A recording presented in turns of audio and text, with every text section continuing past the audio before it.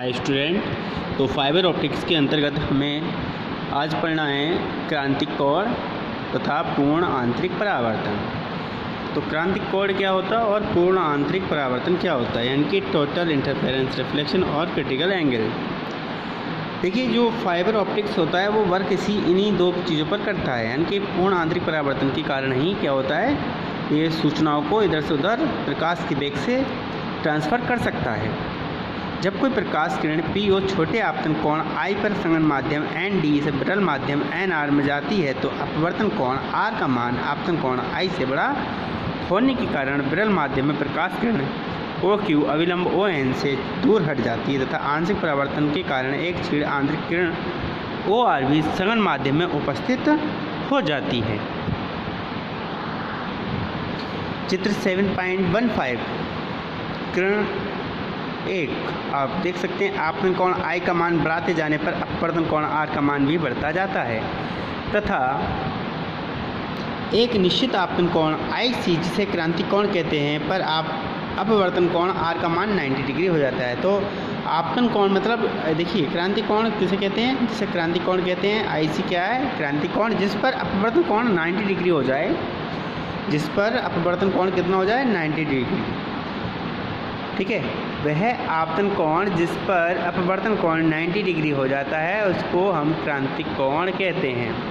और जब 90 डिग्री हो जाता है तो प्रकाश का पूर्ण आंतरिक परावर्तन हो जाता है, यानी कि प्रकाश जिस माध्यम से आता है उसी माध्यम में वापस हो जाता है। देखिए, पूर्ण आंतरिक परावर्तन के लिए प्रकाश को सघन माध्यम से विरल माध्यम में जाना चाहिए। मतलब ये कंडीशन है इसकी कि पहली कंडीशन ये है कि क्रांतिक कोण तब बनेगा जब अपवर्तन कोण 90 डिग्री हो, ठीक है, और प्रकाश सघन माध्यम से विरल माध्यम में प्रवेश कर रही हो, तब प्रकाश का पूर्ण आंतरिक परावर्तन होता है। मैं समझ सकता हूँ कि ये आपकी समझ में आ गया होगा। तो देखिए, फिर भी पढ़ लेते हैं। अर्थात अपवर्तित किरण सघन माध्यम की सतह के अनुदिश चलती है। इस स्थिति में भी आंतरिक परावर्तित किरण OR' क्षीण होती है, परंतु आपतन कोण का मान IC से अधिक होने पर यह परावर्तित किरण अचानक दीप्त चमकीली हो जाती है तथा अपवर्तित किरण अदृश्य हो जाती है।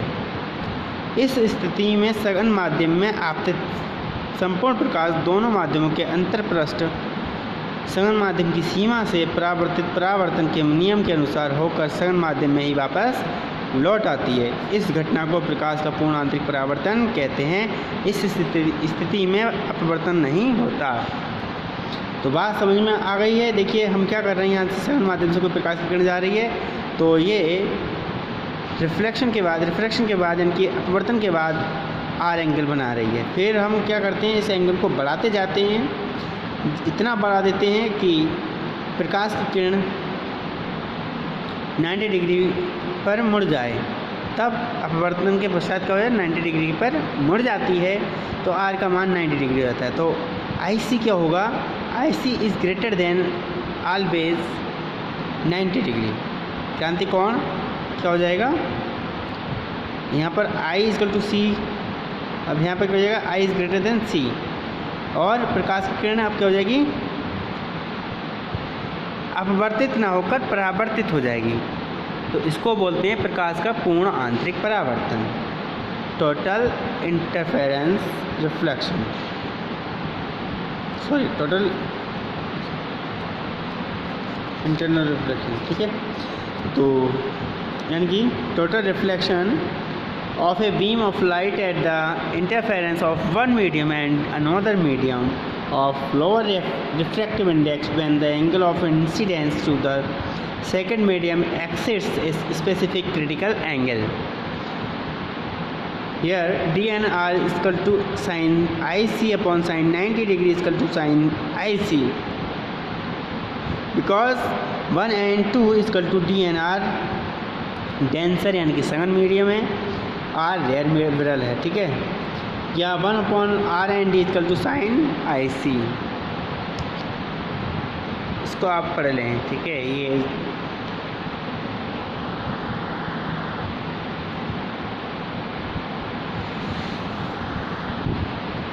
या R N D equal to 1/sin IC equal to cosec IC, या IC equal to sine inverse 1/1 R N D equal to sine inverse into NR/ND। क्रांतिक कोण का मान दोनों माध्यमों की प्रकृति तथा प्रकाश के रंग पर निर्भर करता है। पूर्ण आंतरिक परावर्तन में ऊर्जा का कोई ह्रास नहीं होता तथा संपूर्ण ऊर्जा परावर्तित होती है। इस कारण पूर्ण आंतरिक परावर्तन द्वारा बना प्रतिबिंब अपेक्षाकृत अधिक चमकीला होता है। पूर्ण आंतरिक परावर्तन के कुछ उदाहरण हैं, तो देखिए कुछ एग्जाम्पल्स हैं, जैसे मरीचिका। मरीचिका क्या होता है कि रेगिस्तान में पानी का दिखाई देना, इसको हम बोलते हैं मरीचिका। मिरेस, गर्मियों के दिनों में पृथ्वी की सतह के गर्म हो जाने के कारण सतह के समीप की गर्म वायु का अपवर्तनांक इसकी ऊपर वाली वायु की अपेक्षा कम हो जाता है, अर्थात पृथ्वी सतह से ऊपर जाने पर वायु का अपवर्तनांक बढ़ता जाता है। किसी प्रक्षेप से दूर स्थित वस्तु जैसे पेड़ आदि से चलने वाली प्रकाश किरण का पृथ्वी के समीप वाली वायु की परत पर आपतन कोण जब क्रांतिक कोण से बड़ा यानी कि I ग्रेटर देन IC हो जाता है, तब इस किरण का पूर्ण आंतरिक परावर्तन हो जाने के कारण वस्तु का उल्टा प्रतिबिंब प्रक्षेप को दिखाई देता है। प्रक्षेप का मतलब है जो देखता है। चित्र 7.16 में आप देख सकते हैं, ठीक है, जिसके कारण ये उल्टा प्रतिबिंब बना है, परंतु वास्तव में वहाँ जल नहीं होता है।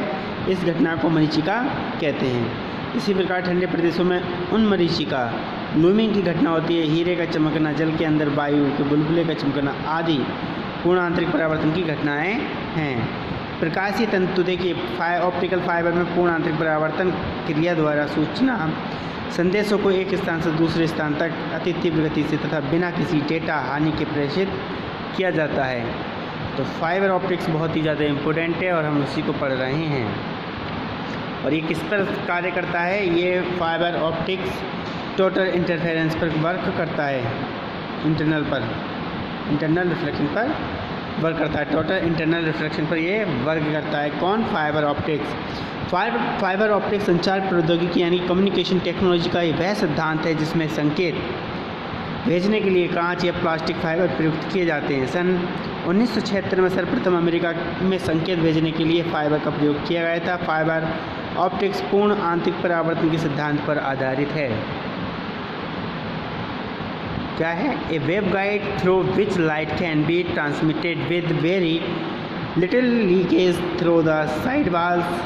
The propagation of waveguide is based on the principle of total internal reflection.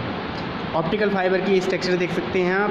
ये ऊपर जैकेट होता है, फिर उसके अंदर क्लैडिंग होती है और फिर लास्ट में होती है कोर होती है।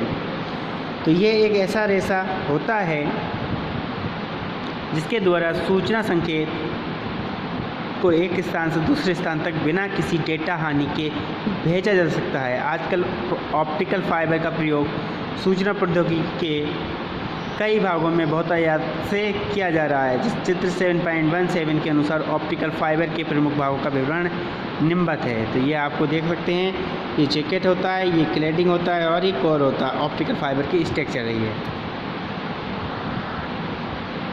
Core, cladding, jacket. तो कोर क्या है? ये ऑप्टिकल फाइबर का सबसे भीतरी भाग होता है। स्टेप इंडेक्स फाइबर में कांच का ये बेलनाकार भाग सिर के बाल के बराबर मोटा होता है। इसका व्यास लगभग 6 से 250 माइक्रोमीटर तक होता है। कोर के अपवर्तनांक N1 का मान क्लैडिंग के अपवर्तनांक N2 से ज़्यादा होता है। कोर बनाने के लिए कांच या प्लास्टिक का इस्तेमाल किया जाता है। क्लैडिंग, ये कोर के बाहर स्थित बेलनाकार भाग है। इसका व्यास लगभग 10 से 450 माइक्रोमीटर तक होता है। क्लैडिंग के अपवर्तनांक N2 का मान N1 से कम होता है, परंतु N2 व N1 का अंतर अत्यंत कम होता है। ये भी प्लास्टिक या कांच का बना होता है। In the step index fibre a pure glass core is surrounded by a coaxial glass और plastic cladding of lower refractive index. फिर जैकेट।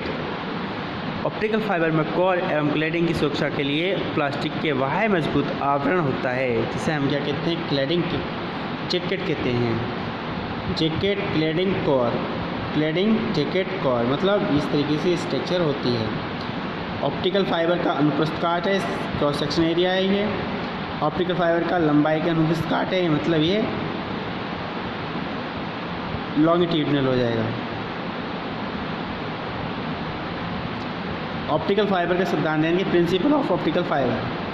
तो ऑप्टिकल फाइबर के सिद्धांत के अनुसार यदि प्रकाश का कोई पुंज एक पतले ग्लास के रेशे में एक सिरे पर आपतित किया जाए तब पूर्ण आंतरिक परावर्तन के कारण प्रकाश पुंज रेशे के अंदर ही रहता है, बाहर नहीं निकल पाता। इस क्रिया को फाइबर ऑप्टिक्स कहते हैं।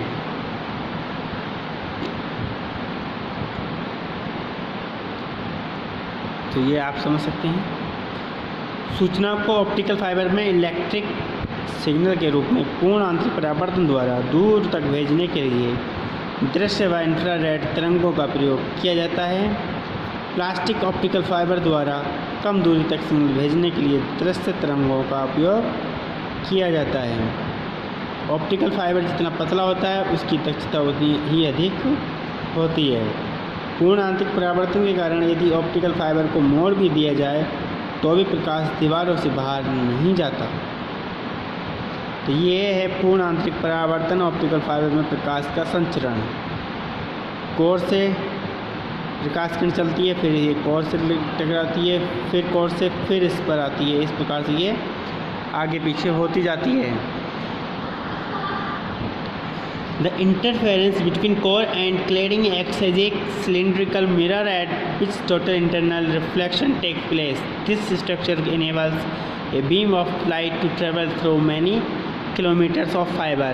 वस्तुतः फाइबर प्रकाश के लिए एक तरंग पथक यानी कि वेवगाइड की भांति कार्य करता है। पूर्ण आंतरिक परावर्तन की शर्तें। तो conditions for total internal reflection important हैं। पहला है कोर के अपवर्तनांक n1 का मान क्लैडिंग के अपवर्तनांक n2 से ज़्यादा होना चाहिए, अर्थात n1 is greater then n2।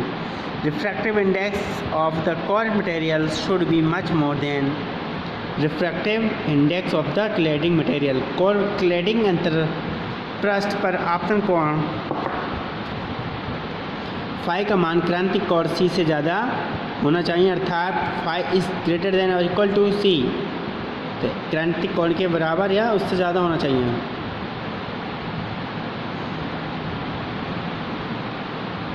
बात करते हैं फिर गाहे कोण यानी कि एक्सेप्टेंस एंगल। तो आप देख सकते हैं चित्र 20.7.20 में क्या कह रहा है। चित्र 7.20 के अनुसार दो प्रकाश किरणें ए तथा बी फाइबर में बाईं तरफ से प्रवेश कर रही है। किरण बी कोर क्लैडिंग सीमा पर क्रांतिक कोण से कम कोण पर टकराती है तथा उसका सीमा पर अपवर्तन हो जाता है तथा वह अपवर्तित होकर क्लैडिंग में चली जाती है। किरण ए कोर में इस प्रकार प्रवेश करती है कि वह क्रांतिक कोण से अधिक phi is greater than phi c पर आपतित होती है तथा उसका पूर्ण आंतरिक परावर्तन होता है। इसे फाइबर के दूसरे सिरे पर प्राप्त कर सकते हैं।